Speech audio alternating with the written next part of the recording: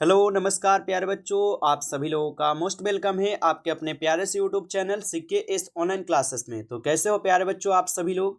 उम्मीद करते हैं कि आप सभी लोग अच्छे होंगे और आप सभी लोग की पढ़ाई बिल्कुल ही अच्छी तरीके से चल रही होगी। तो प्यारे बच्चों, आज के इस क्लास में हम सभी लोग जो है पढ़ने वाले हैं क्लास 12th भूगोल यानी जियोग्राफी के प्यारे बच्चों।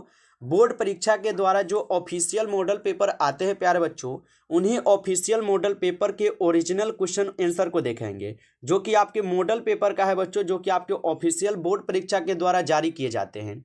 और इसी से प्यारे बच्चों आपके बोर्ड परीक्षा में प्रश्न भी पूछे जाते हैं। तो उन्हीं आज क्वेश्चन को प्यारे बच्चों इस क्लास में कराएंगे। जिन भी प्यारे बच्चों का एग्जाम 2026 में होने जा रहे हैं, आप लोग इस क्लास को बिल्कुल अच्छे से देखेंगे लास्ट तक, और इस क्लास में दिए जाने वाले सभी प्रश्नों को आप अच्छे से जरूर याद कीजिएगा, ठीक है। तो चलिए बच्चों, क्लास को हम स्टार्ट करते हैं। उनसे पहले यदि आप इस चैनल पे पहली बार जुड़ रहे हो प्यारे बच्चों, तो आप इस चैनल को सब्सक्राइब कर लीजिए और सब्सक्राइब करके आप ऑल नोटिफिकेशन को ऑल पे दबा लीजिए बच्चों, ताकि जब भी कोई नई क्लास हो सबसे पहले क्लास का नोटिफिकेशन आपके पास पहुंच जाए। तो आप इस चैनल को सब्सक्राइब कर लीजिए और प्यारे बच्चों आप सब्सक्राइब करके इस क्लास को भी लाइक जरूर कर लीजिएगा, ठीक है। तो चलिए फिर क्लास को स्टार्ट करते हैं और देखिएगा प्यारे बच्चों क्वेश्चन क्या दिया गया है। क्वेश्चन दिया गया प्यारे बच्चों आप सभी लोग का यहाँ पे कि किस प्रदूषण द्वारा जो है सर्वाधिक बीमारियां होती है। सीधे सीधे प्यारे बच्चों 100% ये सभी क्वेश्चन आपके बोर्ड परीक्षा में देखने को मिलने वाले हैं। आप अच्छे से इन प्रश्न को जरूर याद कीजिएगा, ठीक है। और बताइए, क्वेश्चन कह रहा है प्यारे बच्चों कि किस प्रदूषण द्वारा जो है सर्वाधिक बीमारियां होती है। तो यहाँ पर आप सभी लोग आंसर लगाइएगा क्या होगा।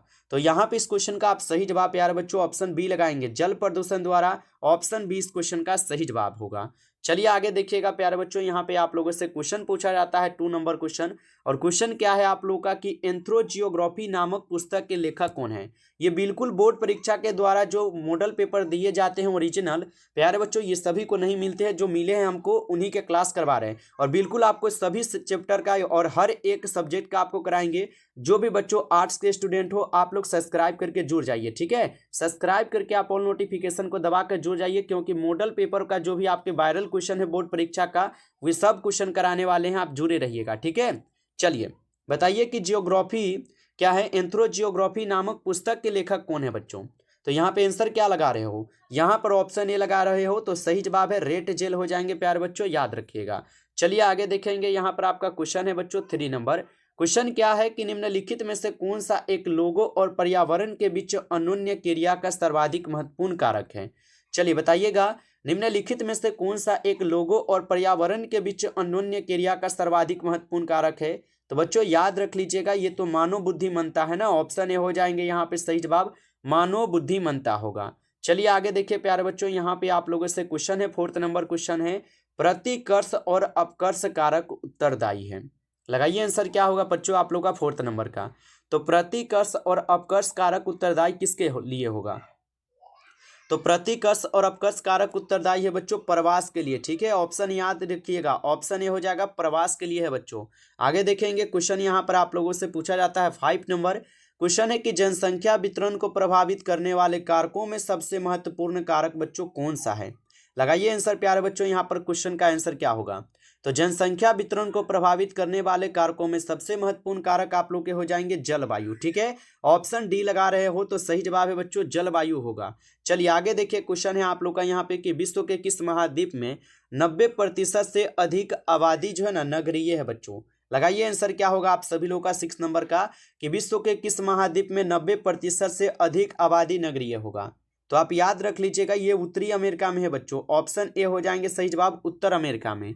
आगे देखेंगे, यहाँ पर आप लोगों से क्वेश्चन है प्यारे बच्चों 7th नंबर क्वेश्चन दिया गया है कि विश्व में सबसे अधिक जनसंख्या वाला देश जो है ना कौन सा है। लगाइए आंसर क्या होगा प्यारे बच्चों। और याद रखिएगा, जिस भी प्यारे बच्चों को वायरल क्वेश्चन चाहिए आप लोग हमारे से ले सकते हो 962 18 834, ठीक है। बिल्कुल जो आपके हम अभी क्लास भी करा रहे हैं, इसी लेवल के क्वेश्चन जो आपके बोर्ड परीक्षा के द्वारा प्यारे बच्चों हमारे द्वारा जो आपको नोट्स दिएंगे हम आपको, वो नोट्स को अगर आप लेना चाहते हो तो ले सकते हो। ये सीधा सीधा आपके पेपर में 100% बच्चों देखने को मिलते हैं, आप लोग अच्छे से लेकर पढ़ सकते हो, ठीक है। और ये नोट्स आपको इस नंबर पे मिलेंगे, आप एसएमएस करके ले लीजिएगा। आपको थोड़ा सा पेमेंट इसका लग रहे हैं, लेकिन इस नोट्स को सभी बच्चे ले लीजिए। जितने भी आर्ट्स के स्टूडेंट 2026 में एग्जाम देने जा रहे हो, तो आप इस नोट्स को पढ़कर जरूर जाइए, क्योंकि थोड़ा सा ही क्वेश्चन है, जो क्वेश्चन पूछे जाते हैं वही क्वेश्चन मिलेंगे। ठीक है, तो आप अच्छे से लेकर इसको पढ़ लीजिएगा। चलिए, और क्वेश्चन का आंसर लगाइए। क्वेश्चन कह रहा है कि विश्व में सबसे अधिक जनसंख्या वाला देश जो है ना, कौन सा है? तो सबसे अधिक जनसंख्या वाला देश कौन सा है? तो प्यारे बच्चों, आपको पता होगा चीन है। लेकिन वर्तमान में आप लोग बताओगे कि सर जी अब तो भारत हो चुका है ना। प्यारे बच्चों, आपके बोर्ड परीक्षा में अभी पूछेगा तो चीन ही पूछेगा, क्योंकि अभी 2011 की हम लोग जनगणना को लेकर देख रहे हैं ना। तो 2011 की जनगणना के अनुसार अभी चीन ही पहले नंबर पर है। लेकिन संयुक्त राष्ट्र कोष के द्वारा बताई जा रही है, प्यारे बच्चों, संयुक्त राष्ट्र कोष के द्वारा बताई जा रही है कि चीन भी दूसरे नंबर पर आ गई है जनसंख्या में, और अपना देश भारत आ गया है। लेकिन अभी पूछेगा तो आपसे पूछेगा यही कि चीन कौन से स्थान पर है, तो अभी पहले स्थान पर आप लोग लगाइएगा अगर पूछेगा तब। ठीक है, चलिए आगे देखेंगे। क्वेश्चन है आप लोग का कि विश्व जनसंख्या दिवस बच्चों कब मनाया जाता है? चलिए बताइएगा, विश्व जनसंख्या दिवस कब मनाया जाता है? और बिल्कुल आप जो हम नोट्स दे रहे हैं उसको अगर लेना चाहते हो तो आप सभी बच्चे जरूर ले लीजिए। हम जरूर बोल रहे हैं प्यारे बच्चों कि आप लोगों के पास नोट्स होना चाहिए। बताइए, विश्व जनसंख्या दिवस कब मनाया जाता है? तो ये मनाई जाती है कब? 11 जुलाई को। ठीक है, याद रख लीजिएगा, 11 जुलाई को बच्चों मनाई जाती है। चलिए आगे देखिएगा, क्वेश्चन आप लोगों से क्या पूछा जाता है। 9th नंबर क्वेश्चन है प्यारे बच्चों की निम्नलिखित में से किस देश में निम्नतम जन्म दर जो है ना पाई जाती है? बताइए आंसर क्या होगा। निम्नलिखित में से किस देश में निम्नतम जन्म दर पाई जाती है? तो बच्चों याद रख लीजिएगा, ये जर्मनी में पाई जाती है। ऑप्शन सी सही जवाब है, जर्मनी में। आगे देखेंगे प्यारे बच्चों, यहाँ से आप लोगों से क्वेश्चन पूछा जाता है आप लोगों का कि डॉक्टर महबूब उल हक जो है ये मूल निवासी थे। बताइएगा, डॉक्टर महबूब उल हक जो है बच्चों ये मूल निवासी थे कहाँ के? तो ये सभी प्रश्न आपको अच्छे से पहले भी पढ़ा चुके हैं, पाकिस्तान के थे। ऑप्शन बी हो जाएंगे यहाँ पे सही जवाब, ऑप्शन बी सही जवाब है। अगला क्वेश्चन देखेंगे। क्वेश्चन आता है प्यारे बच्चों 11th नंबर क्वेश्चन है, यूरोपवासियों द्वारा अपने उपनिवेशों में किस प्रकार की कृषि का विकास जो है बच्चों किया गया था? तो यूरोपवासियों द्वारा अपने उपनिवेश में किस प्रकार की कृषि का विकास किया गया था? तो आप बताओगे रोपण कृषि का। ठीक है, ऑप्शन बी सही जवाब है, रोपण कृषि होगा। आगे देख लीजिएगा बच्चों, यहाँ पर क्वेश्चन है आप लोग का 12th नंबर कि भारत में हरित क्रांति कब शुरू हुई थी? चलिए बताइएगा, भारत में हरित क्रांति कब शुरू हुई थी? तो भारत में हरित क्रांति शुरू होती है 1960 के दशक में। याद रखिएगा बच्चों, ऑप्शन बी सही जवाब है, 1960 के दशक में होता है।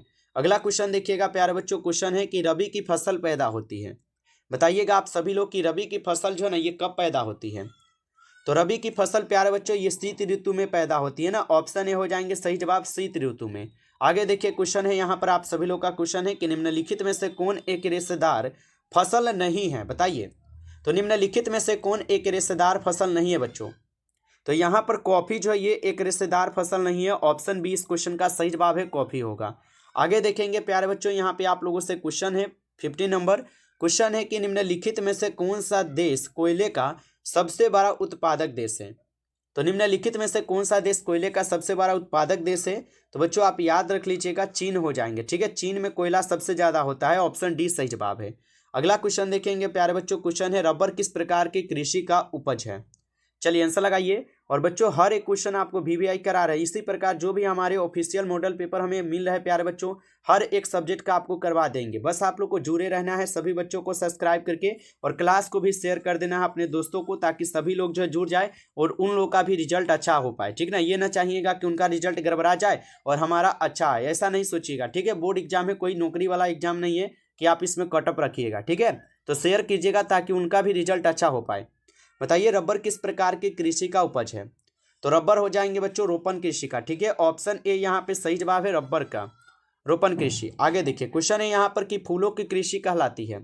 बताएंगे बच्चों फूलों की कृषि क्या कहलाती है? तो फूलों की कृषि क्या बता रहे हो? फ्लोरिकल्चर, बिल्कुल ऑप्शन डी है यहाँ पर, फ्लोरिकल्चर कहलाती है, याद रखेंगे। और यहाँ पे कभी कभी बच्चों जो है ना ये फ्लोरिकल्चर नहीं देगा, कभी कभी आपको पूछ देगा पुष्पो उत्पादन। ठीक है, याद रखेंगे, पुष्पो उत्पादन दे देता है बच्चों, तो इनको भी ध्यान रखिएगा जो बोल रहे हैं आपको। ठीक है, आगे देखिए, क्वेश्चन आता है कि रूर कोयला क्षेत्र जो है ना ये किस देश में स्थित है? बताइएगा, तो रूर कोयला क्षेत्र किस देश में स्थित है? तो रूर कोयला क्षेत्र जर्मनी में है बच्चों। ऑप्शन बी यहाँ पर आपका सही जवाब है, जर्मनी में होगा। आगे देखिएगा, आपका यहाँ पे क्वेश्चन आता है कि गहन निर्वाह कृषि प्रचलित है। बताइए, गहन निर्वाह कृषि प्रचलित हो जाएंगे। तो गहन निर्वाह कृषि प्रचलित है चीन में। ऑप्शन आपका बी हो जाएंगे बच्चों, बी, ऑप्शन बी को सही जवाब करेंगे, चीन में। आगे देखिए क्वेश्चन आपका आता है बच्चों, यहाँ पर क्वेश्चन है निम्न में से कौन बागाती कृषि नहीं है। थोड़ा फास्ट क्लास बच्चों आपको करवा रहे हैं ना, क्योंकि और भी आपको सब्जेक्ट कराना है, क्योंकि 2-4 मॉडल पेपर हमें मिल चुका है, ठीक है, और वे सभी क्लास आपको करवाएंगे, ठीक है। तो आप जुड़े रहिएगा, जो भी बच्चे नए हो। बताइए कि निम्न में से कौन बागाती कृषि नहीं है।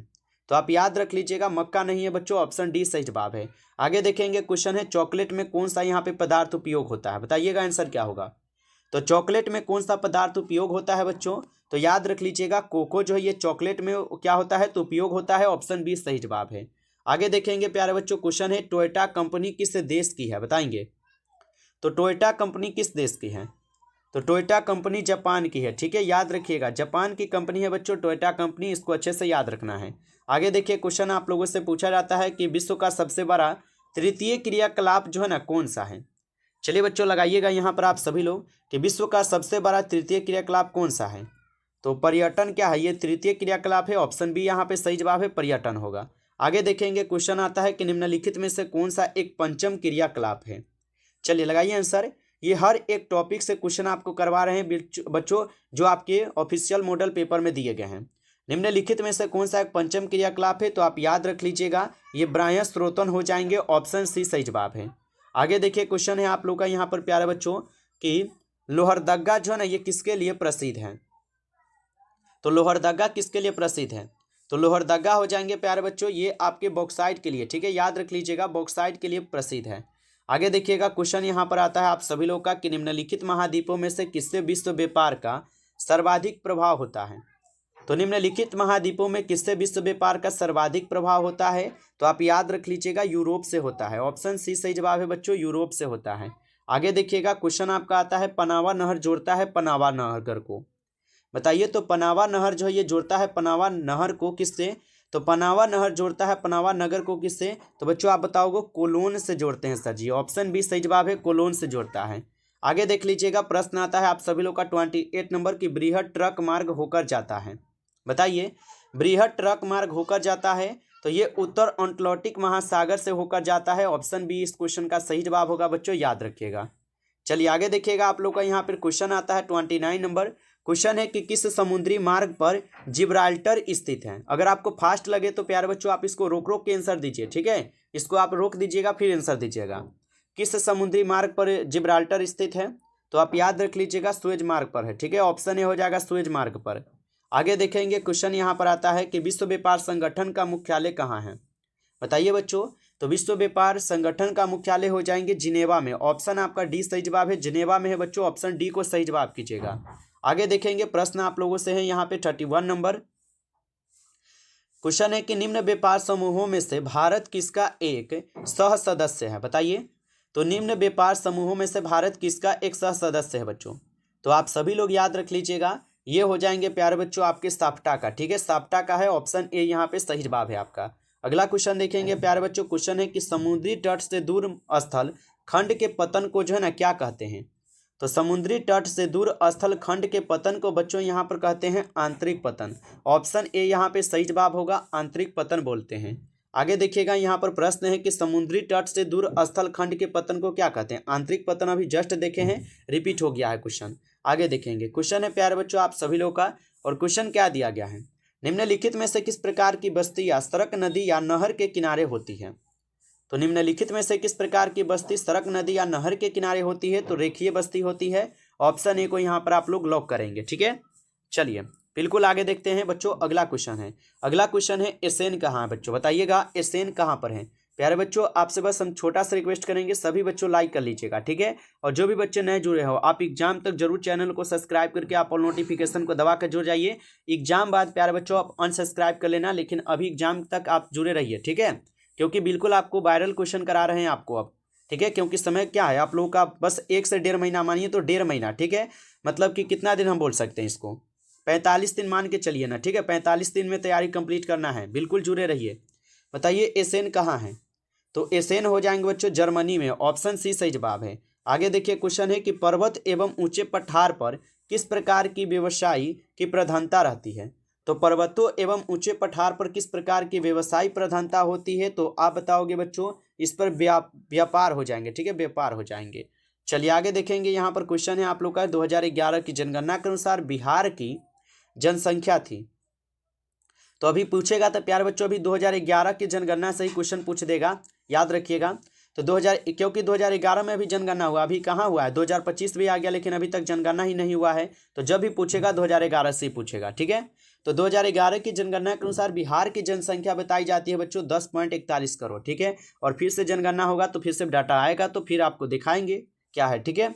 चलिए, भारत की कुल जनसंख्या का कितना प्रतिशत उत्तरी मैदान में बसता है बताइएगा। तो भारत की कुल जनसंख्या का कितना प्रतिशत उत्तरी मैदान में बसता है, तो आप बताओगे ये 3% बसते हैं। ऑप्शन सी सही जवाब है 3%। आगे देखिएगा, क्वेश्चन आता है कि बिहार के लोग किस भाषा परिवार समूह से संबंधित हैं। तो बिहार के लोग किस भाषा परिवार समूह से संबंधित है, तो आप बताओगे आर्य भाषा परिवार समूह से संबंधित है ना, आर्य भाषा परिवार से। आगे देखेंगे बच्चों यहाँ पे क्वेश्चन है आप लोग का 41 नंबर है। 2011 की जनगणना के अनुसार बिहार में प्रति वर्ग किलोमीटर जनसंख्या क्या है, तो आप लोग बता दोगे इनकी जनसंख्या हो जाएंगे 1106 व्यक्ति वर्ग प्रति किलोमीटर। ऑप्शन बी यहाँ पे सही जवाब होगा। आगे देखेंगे प्यारे बच्चों, क्वेश्चन है कि निम्नलिखित में से कौन सा भारत में पुरुष प्रवास का मुख्य कारण है। चलिए आंसर लगाइए आप सभी लोग जल्दी से, ठीक है।